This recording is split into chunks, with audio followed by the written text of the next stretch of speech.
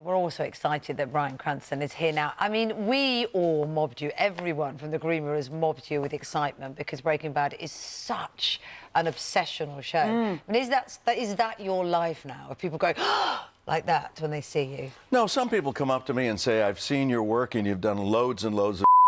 But now you've done Breaking Bad and other things, you know, and those people you just have to dismiss. But I get a lot of that as well. I'm only here because you almost brought my relationship to a close. Yes, there is someone in my life. May come as a shock to all of you. I don't just live alone. But because totally obsessed the other half was. Yeah. In the end, I had to just come down and just go along for the ride, you know? Yeah. With Breaking Bad. it's one of those odd bonding experiences. I've had many fathers and sons or mother and daughter or whatever tell me that I was able to watch this with my kids. And I thought, how old are your kids? Yeah. You know, in which series did you realise you'd struck absolute global gold?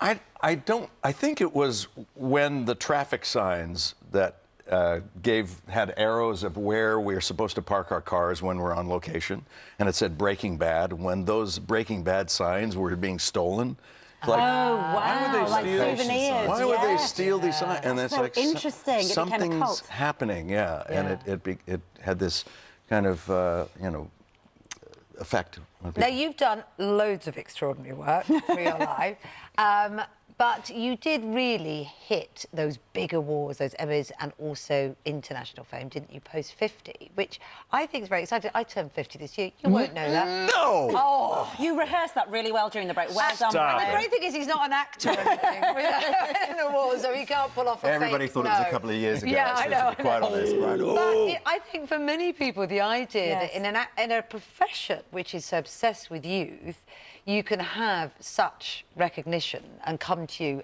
post-50 is a great thing. It's great for me.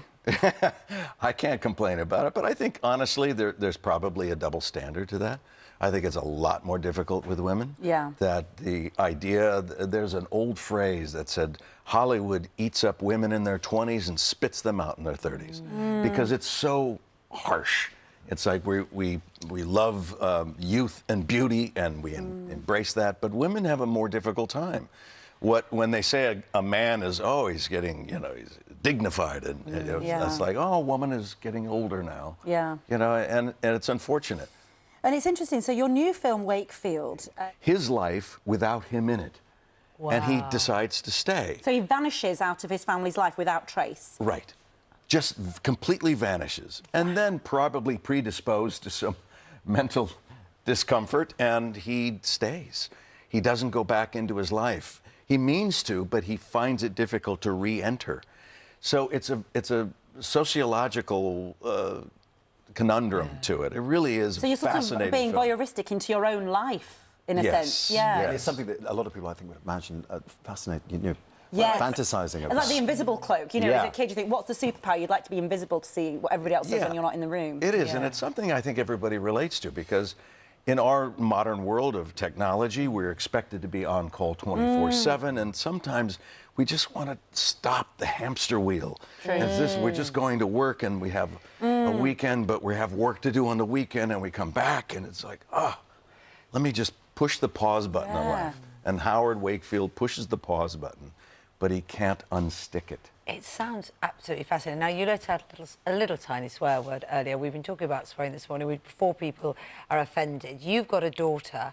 Do you have views on things like swearing? Some people have very strong views on it with their children. It's been a big debate. Do you? I walked into that one. I walked into that one. Don't use any more swear words, though. No. Please don't.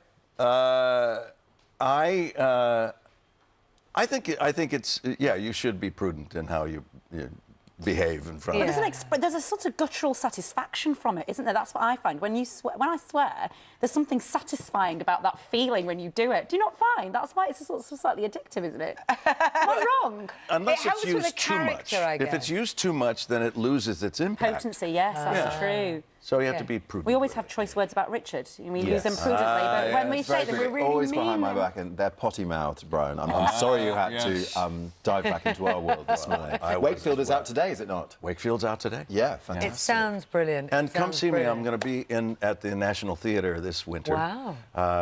In a play called Network. Do you like the stage? I love the stage.